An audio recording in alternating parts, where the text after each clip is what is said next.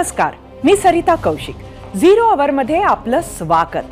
आज सर्वोच्च न्यायालयाकडे देशाचं लक्ष लागलं होतं, कारण आज समलिंगी विवाहासंदर्भात निकाल येणार होता. 150 वर्षापासून एकीकडे कायदा आणि दुसरीकडे समलिंगी संबंध असा सुरू असलेला संघर्ष आज मिटेल असं वाटत होतं, पण तसं झालं नाही. 1-2 नाही तर चक्क 21 याचिका या विषयावर सर्वोच्च न्यायालयाकडे होत्या. पण सर्वोच्च न्यायालयानं 3-2 मतांनी समलिंगी विवाहांना मान्यतेची मागणी करणारी याचिका फेटाळून लावली आणि समलिंगी संबंधांना लग्नाची मान्यता मिळावी, लग्नाच्या कायद्यात समलैंगिकही सामावून घेतले जावे, हा त्यांचा लढा पुढेही सुरू ठेवावा लागणार हे आज स्पष्ट झाले. एक गोष्ट लक्षात आली की सर्वोच्च न्यायालयानं केंद्र सरकारच्या भूमिकेचा विचार केला. समलिंगी विवाहाला विरोध करणारी भूमिका केंद्राकडून मांडण्यात आली होती. या संदर्भात सर्वोच्च न्यायालयानं हस्तक्षेप केल्यास तो कायदे मंडळाच्या अधिकारात हस्तक्षेप ठरेल अशी भूमिका केंद्रानं न्यायालयासमोर मांडली होती. मुख्य न्यायमूर्ती DY चंद्रचूड निकाल वाचनात म्हणाले की हे न्यायालय कायदा करू शकत नाही. न्यायालय फक्त त्याचा अर्थ लावू शकतं आणि त्याची अंमलबजावणी करू शकतं. विशेष विवाह कायद्यातील तरतुदींमध्ये बदल करण्याची गरज आहे की नाही हे ठरवणे हे संसदेचं काम आहे. याशिवाय आजच्या सुनावणीत चंद्रचूड आणखी काय म्हणाले तेही तुम्हाला सांगते. समलिंगी संबंध ही काही फक्त शहरी बाब नाही, शिवाय समाजातील फक्त उच्च वर्गातच आढळणारी बाबही नाही. शिवाय ही फक्त इंग्रजी बोलणाऱ्या पुरुषांपर्यंतच मर्यादित नसून ग्रामीण भागात शेती करणाऱ्या महिलांच्या बाबतीतही हा मुद्दा आहे. शिवाय शहरात राहणाऱ्या सगळ्यांना उच्च वर्ग मानणं चुकीचं आहे. हे सर्व आज न्यायमूर्तींनी म्हटलं. विवाह तर दूर, समलैंगिक संबंधांची स्वीकारणा हीच मुळात अत्यंत छोट्या पावलानं आपल्या देशात होते. 150 वर्षाआधी ब्रिटिशांनी 1860च्या IPC कायद्याअंतर्गत कलम 377 नुसार समलैंगिक संबंधांना थेट गुन्ह्यात मोडलं. आपण 1947ला स्वातंत्र्यानंतरही तोच कायदा मान्य ठेवला आणि त्यामुळेच पाप, गुन्हा या नजरेतूनच समलैंगिक संबंधांना बघण्याचा आपला संकुचित दृष्टिकोन तयार झाला. सामाजिक वातावरण आणि स्वीकारार्हताही तशीच निर्माण झाली. परिवारांनीही हे संबंध समजून घेण्यास नकार दिला. आमचा आजचा प्रश्न त्यावरच आधारित होता. तो बघायला आपण जाऊया आपल्या पोल सेंटरला. आजचा आपला प्रश्न होता, समलैंगिक जोडप्यांना कायद्यानं हक्क मिळाले तरी त्यांना आपला समाज स्वीकारेल असं वाटतं का? तुम्हाला सांगायचं होतं होय किंवा नाही.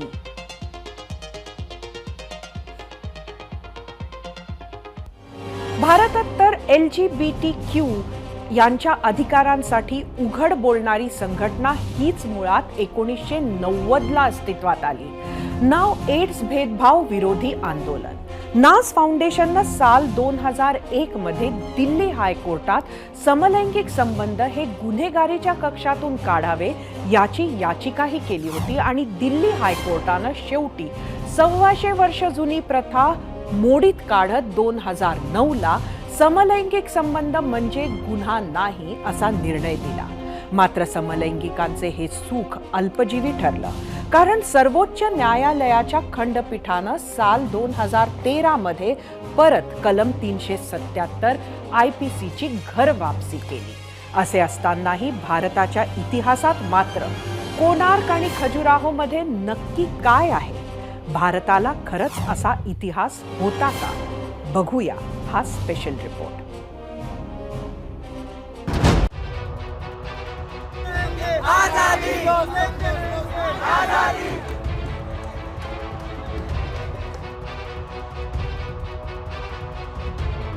आज भारतातील सुमारे 13.5 कोटी समलैंगिकांची सुप्रीम कोर्टाकडनं निराशा झाली आहे. समलैंगी लग्नाला मान्यता मिळेल अशी आशा बाळगणाऱ्यांच्या विवाहांना कायदेशीर मान्यता देण्यास न्यायसंस्थेकडनं नकार देण्यात आला.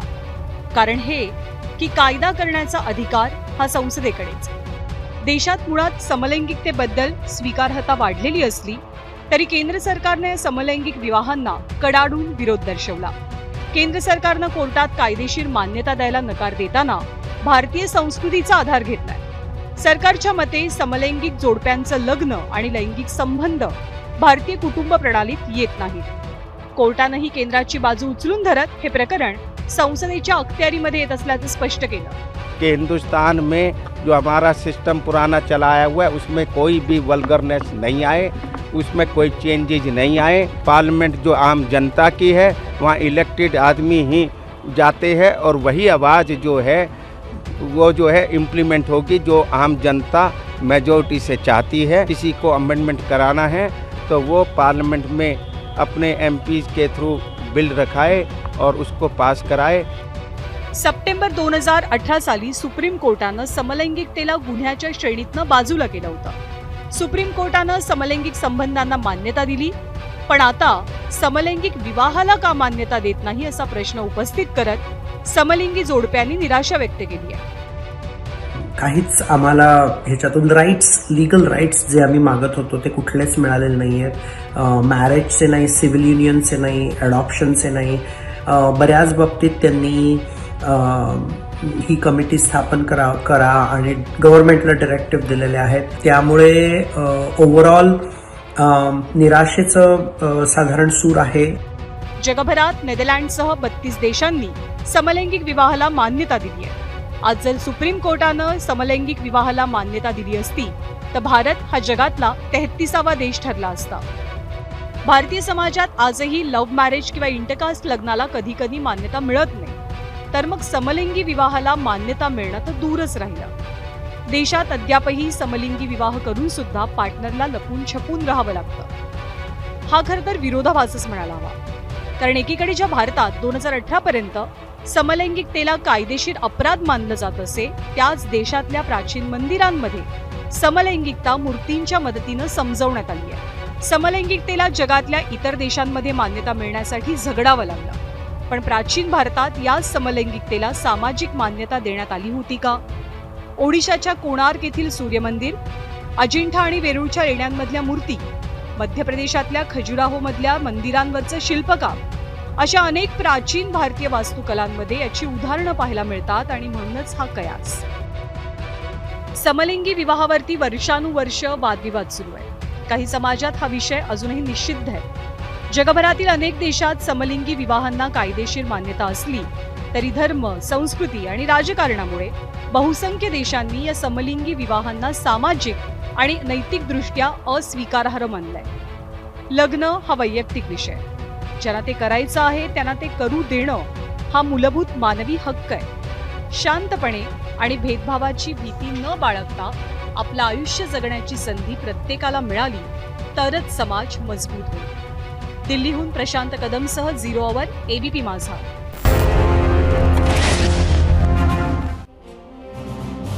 खरं तर 1990 साली समलैंगिकतेला गुन्हेगारीच्या कलमातून वगळण्यासाठीचा लढा सुरू झाला होता. 2009 साली दिल्ली उच्च न्यायालयानं समलैंगिकतेला गुन्ह्याच्या श्रेणीतून वगळलं. मात्र 4च वर्षांनी सर्वोच्च न्यायालयानं पुन्हा हा निर्णय फिरवला आणि समलैंगिक संबंध परत गुन्हा झाला. 2018 साली सर्वोच्च न्यायालयाच्या 5 न्यायमूर्तीच्या खंडपीठानं या संबंधांना परत एकदा गुन्हेगारीच्या कक्षेतून बाहेर काढले. हे मोठे यश होते त्या ऍक्टिव्हिस्टसाठी, पण लग्न करायची मान्यता तरीही नव्हती. पण एक बदल झाला. गुन्हा नाही हे ठरल्यानंतर अनेक समलैंगिक कपल्स हे खुलेपणानं पुढे येऊ लागले. आपली मतं उघडपणे मांडणाऱ्यांचा आकडा वाढू लागला. मान्यता देणारे आई वडीलही वाढले. अगदी गेल्या वर्षीचं उदाहरण सांगते.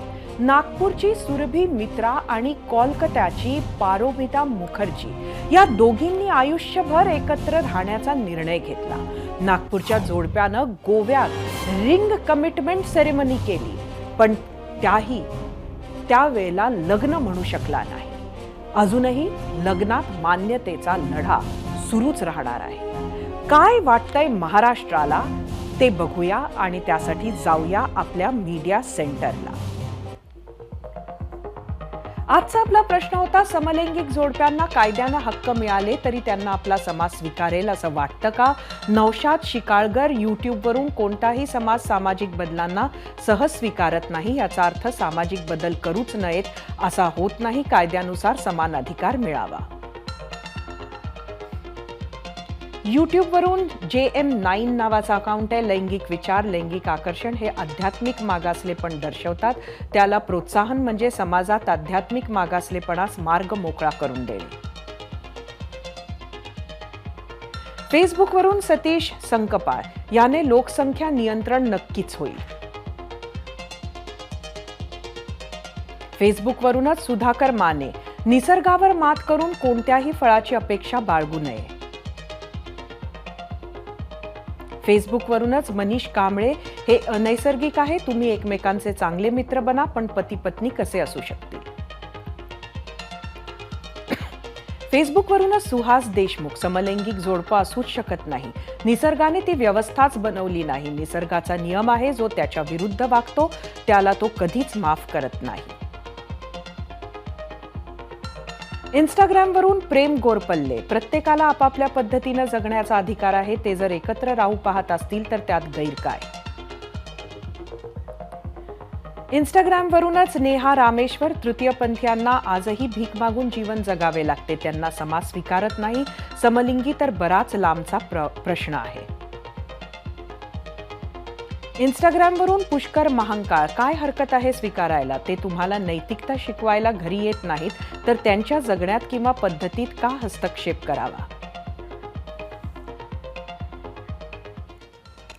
आज मुख्य न्यायमूर्ती चंद्रचूड यांनी समलिंगींना साथीदार निवडण्याचा अधिकार आहे असं म्हणत त्यांना मुलं दत्तक घेण्याचे अधिकार, रेशन कार्ड, बँक खाती, निवृत्ती वेतन अशा सर्व गोष्टीचेही लाभ मिळावेत याचाही विचार विशेष समितीनं करावा असं सुचवलं. याच निकालावर समलिंगी जोडप्यांच्या काय भावना आहेत त्या जाणून घेऊयात. त्यासाठी आपल्या गेस्ट सेंटरमध्ये आहेत सारंग भाकरे आणि चेतन शेटे. सारंग आणि चेतन, तुमचं स्वागत आहे. खरं तर आजच्या निकालासाठी तुम्ही थांबला होतात का? निकालानंतरची तुमची प्रतिक्रिया काय आहे? मला वाईट वाटलं. अपेक्षा नव्हती असं काही होईल. मला वाटलं होतं निदान सिव्हिल युनियन तरी मिळून जाईल, कारण जेव्हा मी जे आपले CGI आहेत चंद्रचूड, त्यांचं मी जेव्हा वाचन ऐकत होतो सगळ्या निकालाचं, तर असं वाटत होतं की बऱ्यापैकी पॉझिटिव्ह सगळ्या गोष्टी होत आहेत आणि कदाचित आपल्याला बऱ्याच गोष्टी मिळतील. म्हणजे जे त्यांनी शेवटच्या निकालामध्ये जे त्यांनी दिलेलं आहे ना, की तुम्ही राशन कार्ड मध्ये त्यांची एंट्री करा, जेव्हा क्युअर लोकांना त्रास होत असेल तर त्यांच्यासाठी निवारा उभारून द्या. समजा एखाद्याने म्हटलं, म्हणजे समजा एखादा क्युअर कपलनी सोबत राहायला सुरुवात केली आणि त्यांच्या घरच्या लोकांनी पोलीस कंप्लेंट केली तर पोलिसांनी समजून घ्यायला हवं आणि क्युअर लोकांच्या बाजूने उभं राहायला हवं वगैरे, हे फार प्रोग्रेसिव्ह आणि फार भविष्याला एक दिशा देणारे विचार होते. पण नंतरचा सगळा जो निकाल वाचला गेला त्याच्यात सगळंच घातक गेलं. म्हणजे फक्त ट्रान्सजेंडर लोकांना लग्न करता येईल हे सोडलं तर बाकी या निकालातून असं काही मिळालं नाही आम्हाला. त्यामुळे खूप निराशा झाली असं तुम्ही म्हणता आहात. एकंदरीतच हीच भावना सर्वांमध्ये असेल? सगळ्यांची तीच आहे. म्हणजे फेसबुक उघडून बघा तुम्ही, सगळीकडे तेच चालू आहे. खर तर मियां बीबी राजी पर राजी नहीं, मियां बीबी राजी पर सब कुछ ले गए 5 काजी, असं सुद्धा म्हटलं जात आहे. अच्छा, तर त्याच्यावर तुम्ही समजू शकता की लोकांच्या भावना किती तीव्र आहेत. खरं तर त्यांनी हा जो चेंडू आहे तो संसदेकडे टाकलेला आहे आणि तुम्हाला काय वाटतं की संसदेमध्ये ह्याचा निर्णय होईल का, याचा कायदा बनेल का? कारण त्यांनी काय करावं असं सांगितलंय पण शेवटी तो त्यांचा निर्णय नाहीये. त्यामुळे तुम्हाला काय वाटतं, संसद हे करेल का? नाही, सध्या तरी नाही. येणाऱ्या पुढच्या वर्षी निवडणुका झाल्या आणि निवडणुकामध्ये समजा एखादं अल्पमतातलं सरकार आलं आणि त्याच्यामध्ये एक असा एखादा पक्ष असेल जो फार प्रोग्रेसिव्ह मतांचा असेल तर काही होप आहे. पण सध्याच्या परिस्थितीमध्ये आणि ज्या टोकाच्या भावना उद्दीप्त करून आपल्या इथे सध्या सगळी शासन व्यवस्था चालू आहे त्याच्यात मी खरं तर चेतन यांना विचारीन की चेतन, नक्की ह्या असं एकत्र राहताना किंवा ह्या परिस्थितीमध्ये जिथं विवाहाला मान्यता नाही आहे स्पेशल मॅरेज ऍक्टमध्ये, तेव्हा काय काय अडचणी येतात?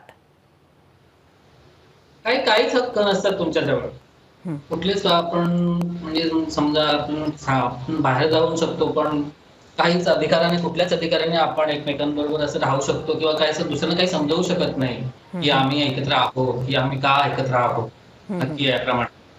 कारण काय साधून जे नॉर्मल आपल्याला अधिकार हवे असतात तेच आम्ही फक्त मागत आहोत, बाकी काही नाही.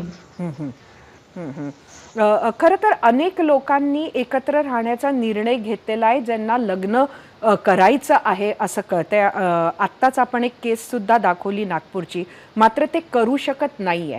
तर आता येणाऱ्या काळात तुमचं पुढचं पाऊल काय असणार आहे? वाट बघणं तेच, कारण की आम्ही पण सध्या 10 वर्षापासून तीच वाट बघत आहोत की कधीही हा निर्णय येईल आणि कधीही आम्हाला लग्न करता येईल त्याप्रमाणे. तर वाट बघण्याशिवाय आमच्याकडे दुसरा कुठला पर्याय नाही आणि लढण्याशिवाय. आपण महाराष्ट्रातल्या प्रतिक्रिया सुद्धा या प्रश्नावर मागितल्या होत्या.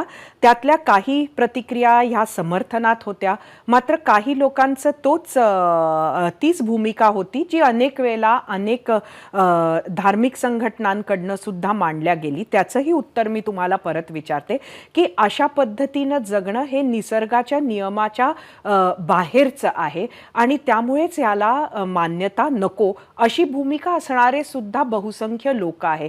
काय सांगाल तुम्ही सारंग?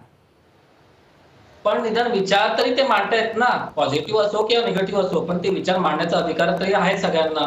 ते संपूर्ण आहे जे विचार मांडण्याचा अधिकार आहे, जे आपले नॉर्मल आपल्या मागण्या आहेत, जे हक्क आहेत, तेच फक्त आम्ही मागतो. मला वाटतं नैसर्गिक अनैसर्गिक हा फार मिसकन्सेप्शन आहे. आता पेंग्विन्स जे आहेत, तो पक्षी, त्याच्यामध्ये 2 मेल पेंग्विन एखादं मूल वाढवतात. त्याच्यामुळे अनैसर्गिक नाही आहे याच्यात हे. आणि होमोसेक्शुअलिटी ज्याला म्हणतात ना, ती जवळजवळ 35 अशा स्पीसीज आहेत माणसाच्या व्यतिरिक्त, त्यांच्यामध्ये ही सापडते, आढळते. फक्त जो होमोफोबिया आहे तो माणसात जास्त आहे, तो प्राण्यांमध्ये आढळत नाही. नक्कीच. खरं तर एक भाग आपल्याला माहिती आहे की एकंदरीत नुसतं लग्नाचा किंवा अशा संबंधांचा ॲक्सेप्टन्स समाजात नाही आहे, ते तर माहितीच आहे. मात्र विशेष करून त्रास देण्यात येतो अशा सुद्धा केसेसबद्दल आपण ऐकतो. तर ह्याची सत्यता आहे का आणि तो कशा पद्धतीचा त्रास दिला जातो? तुम्हाला घर नाही देणार. मी घर घेतलं याचं कारण मी आणि आम्ही सोबत राहायला सुरुवात केली होती. आता हे घरमालकाला कसं सांगायचं की आम्ही काय आहोत? तो भाऊ नाहीये माझा. मी प्रत्येक वेळेला का, आणि मी खोटं का बोलायचं? आम्ही काही खोटं करत नाही आहोत, आमच्यामध्ये आम्ही काही चूक करत नाही आहोत. पण मग प्रत्येक वेळा सांगणं, प्रत्येक वेळा समजावून सांगायचा प्रयत्न करणं, मग समोरच्या ऐकतीलच की ऐकणार नाही, ऐकतील याचा काही भरोसा नाही. बरं, आपल्या इथे जेव्हा आपण घर घ्यायला जातो तेव्हा अनेक सोसायट्यांमध्ये ज्या तऱ्हेची वागणूक दिली जाते येणाऱ्या भाडेकरूंना, ते हेटेरोसेक्शुअल्स असतील तरी आणि ते बाकी कोणी असतील तरी, ती इतकी टोकाची असते की त्याच्यामधून कसं करायचं ना. तुम्हाला मी गंमत सांगतो. आमची आता सोसायटी बनते आहे जिथे मी राहतो तिथे, पण मी सोसायटी फॉर्मेशनचे बरेच गोष्टी त्यांना थांबवून ठेवायला सांगितलं. म्हटलं आता निकाल येतोय हा, आणि याच्यामध्ये समजा समलैंगिक संबंधांना मान्यता मिळाली, त्याच्याबद्दल ज्या क्षणी ती मान्यता मिळेल त्याबरोबर कुटुंब, त्याच्यानंतर परिवार, ह्या सगळ्या व्याख्या पण बदलते. आणि सोबतच लग्न करून लग्न केलेलं जोडपं जे असतं ना, ज्याला जे सुरक्षित समजलं जातं घर देण्यासाठी, त्याच्यामध्ये 2 लग्न केलेले पुरुष, 2 लग्न केलेल्या स्त्रिया या पण इन्क्लूड होतील. अशा वेळेला तुम्हाला तुमचे पण जे सोसायट्यांचे बरेचसे कायदे असतात, नियम बनतात की ना सोसायट्यांमध्ये, तुम्हाला ते सगळे चेंज करावे लागते. आता काय, आता मला काहीच तिथे बोलता येणार नाही. नक्कीच. किंवा नॉमिनेशन फॉर्म भरायचे आहे शेअर सर्टिफिकेट मध्ये, हम्म, मला याचं नाव द्यायचं आहे, पण मी याचं नाव काय म्हणून द्यायचं? हम्म, किंवा LIC मध्ये मला नॉमिनेट करायचं आहे, मी कसं करेन? हम्म, हम्म, हम्म, हम्म. किंवा मला माझ्या घर, जसं आता ह्या घरामध्ये हे घर यांनी आणि मी, आम्ही घर मी घेतलं, पण आम्ही यांनी या घराला घर पण दिलंय आमच्या, हम्म, हम्म. पण कायदेशीर दृष्ट्या ते घर घरच, म्हणजे त्याचा हक्कच नाही राहत घरामध्ये. हम्म, हम्म, हम्म, हम्म. मग काय करायचं ना अशा वेळेला? असे प्रश्न खूप उपस्थित होतात. नक्कीच बरेच समजा मला प्रश्न काही आहेत आणि त्याला- तुम्हा लोकांच्या समोरचा स्ट्रगल आम्हाला सुद्धा दिसतो आहे. येणाऱ्या काळात आजच्या या निकालानंतर तो जैसे थे वरच आहे प्रश्न, असं खरं तर वाटतंय. पण आपण आपण दोघं म्हणजे आलात. गंमत अशी आहे की आता सुप्रीम कोर्ट म्हणताय तुम्ही हवा तेवढा सेक्स करा, हवा तितक्या लोकांसोबत सेक्स करा, आम्हाला प्रॉब्लेम नाही. पण समजा तुम्ही म्हणता की नाही, आम्ही एकाच व्यक्तीसोबत आयुष्यभर राहू शकतो, त्याच्यासोबतच आम्हाला सगळं काही करायचं आहे, तिथे सुप्रीम कोर्ट म्हणतं की ते काही तुम्ही करू नका. नक्कीच हे सुद्धा एक मत असू शकतं त्या निकालानंतर. आपण 0 आवरमध्ये आलात आणि आमच्याबरोबर आपल्या भावना शेअर केल्या, तर त्याबद्दल आपल्या दोघांचेही खूप खूप धन्यवाद. कधी काही ज्यांना समाजात कलंक म्हणून पाहिलं जायचं, ज्यांना इतरांप्रमाणे आयुष्य जगणं मुश्किल होतं, शाळांपासून नोकरीपर्यंत, घरांपासून समाजापर्यंत संघर्ष होता, तोच संघर्ष बदलत्या काळासोबत कमी झालाय, मात्र तो संपला नाहीये. त्यावरच होता आपला आजचा प्रश्न, ज्याचा कौल पाहण्यासाठी जाऊयात आपल्या पोल सेंटरला. आजचा आपला प्रश्न होता, समलैंगिक जोडप्यांना कायद्यानं हक्क मिळाले तरी त्यांना आपला समाज स्वीकारेल असं वाटतं का? यूट्यूबवर एकूण 10,000 मतं, होय म्हणणारे फक्त 20, 80% म्हणणं आहे नाही. इंस्टाग्रामवर 4,000 मतं, इथे सुद्धा फक्त 44% लोक होय म्हणतात, 56% लोक नाही म्हणतात. एक्सवर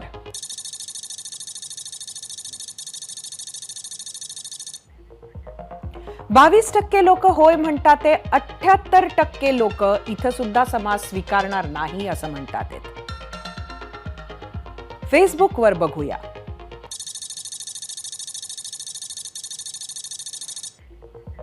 23% लोक फक्त होय म्हणतात, ते परत एकदा 77% लोक समाज स्वीकारणार नाही असं त्यांनाही वाटतंय.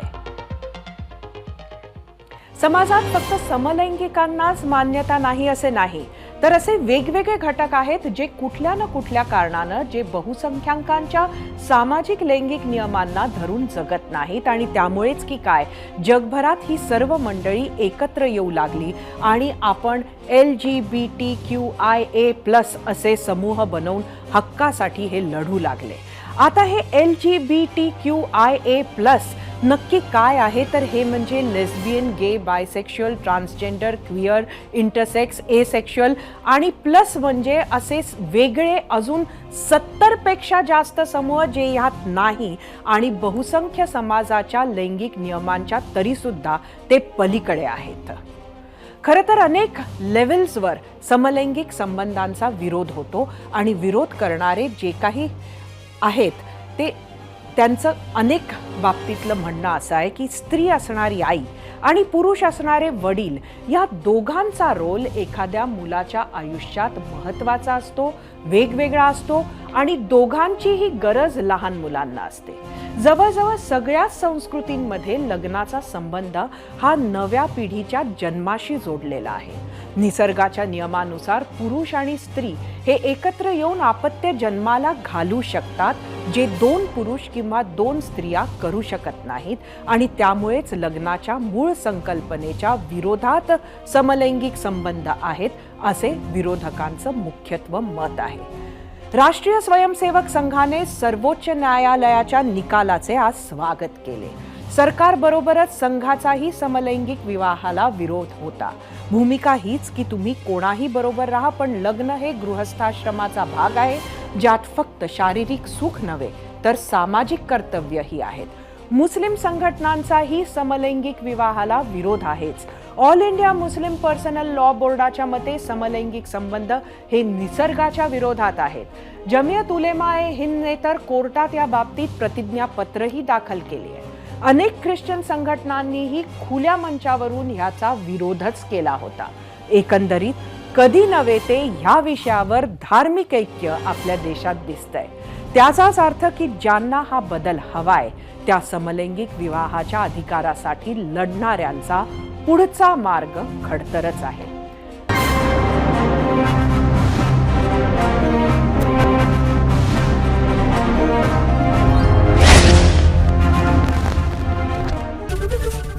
एबीपी माझा, उघडा डोळे बघा नीट.